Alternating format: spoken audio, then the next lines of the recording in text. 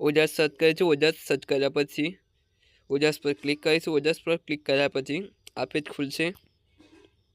તેમાં police constable અને પીએસઆઈનું call letter download કરવું છે।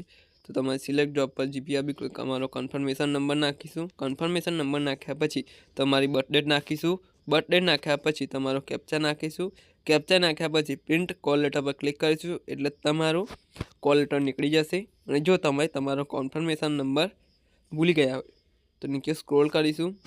નીચે છે તમારો કન્ફર્મેશન જાણવા માટે અહીં ક્લિક કરો, તેના પર ક્લિક કરીશું। તેના પર ક્લિક કર્યા પછી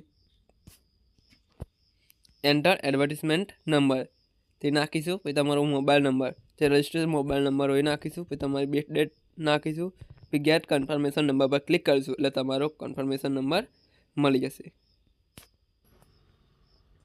જો કોઈ ઉમેદવારે એક કરતાં વધારે અરજી કરેલ હશે તો છેલ્લે માન્ય અરજીનો કન્ફર્મેશન નંબર મળશે। એવી માહિતી આપેલી છે। અને જો તમે ઓટીપી વગર કન્ફર્મેશન કરવા માગો છો તો ક્લિક હિયર કરીશું ને પછી એન્ટર એડવર્ટિઝમેન્ટ નંબર નાખીશું।